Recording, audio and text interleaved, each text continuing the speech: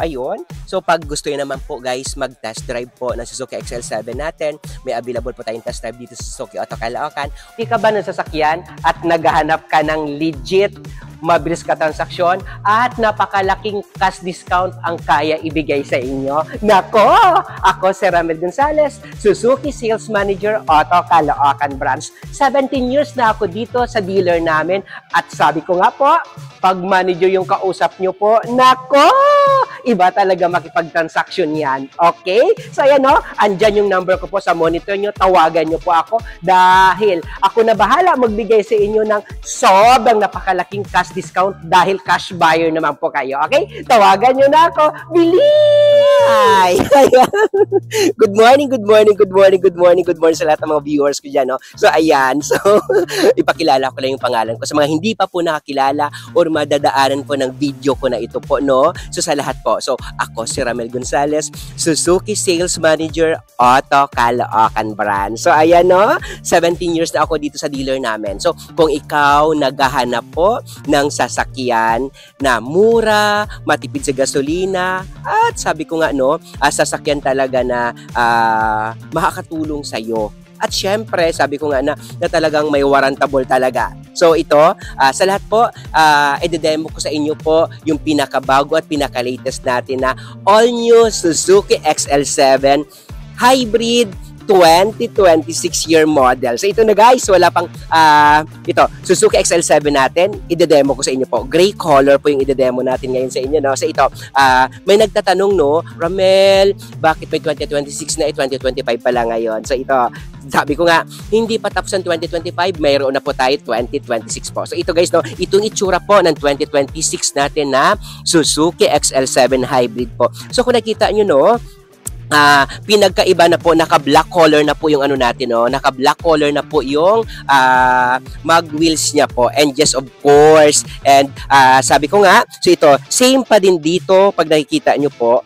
Even though po, naka-black na din po lahat po. So ito, ang kagandahan po ng ano po, ang kagandahan po ng Suzuki XL7 natin po, napakataas po ng ground clearance. So ibig sabihin, kahit po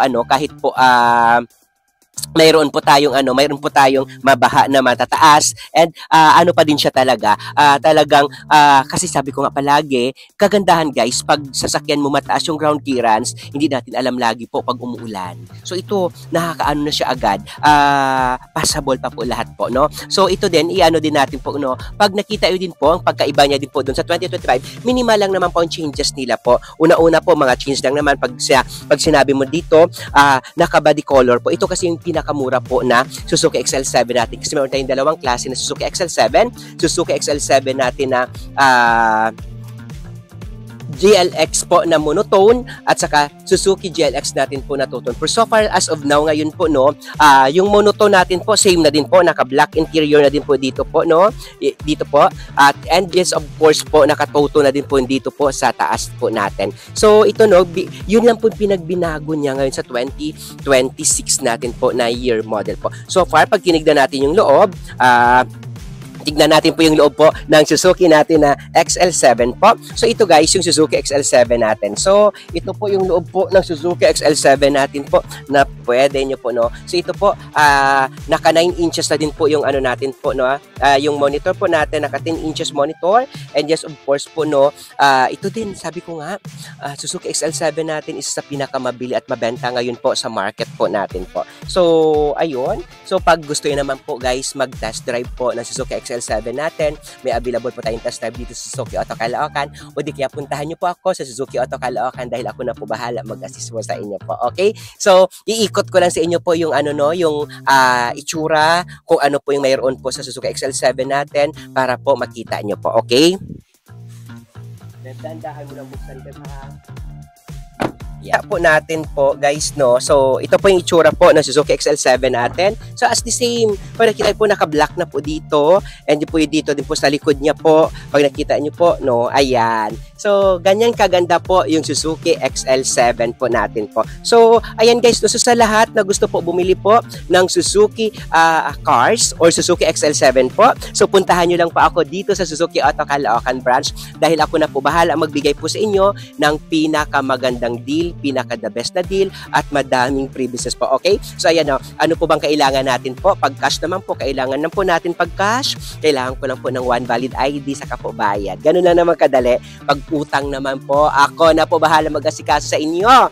Dahil po, sabi ko nga, mayroon po tayong sa mga walang approval, sa nahihirapan ma-approve, sa mga kulang yung mga requirements or ano pa mga needed dyan, try natin. Try nyo ako i-contact. Nasa monitor nyo po yung number ko po, 0915-907-9878 po. Ulitin ko, 0915-907-9878 po. Try nyo po. Malayo naman baka ma-aprubahan po. Malayo naman po, matulungan ko po kayo. And yes, of course, matulungan nyo din po ako dahil nagkaroon pa ako ng benta po. Okay? So, ayan lang, napakadali lang naman. Ayusin natin. I-process natin. Asikasuhin ko po kayo. Okay? Ulitin ko, pag OFW po, kailangan na po natin ng 2 valid ID, 3 months na proof of remittance na nagpapadala po talaga kayo ng pera dito sa Pilipinas, o pag walang remittance po, 3 months po na bank statement po, okay?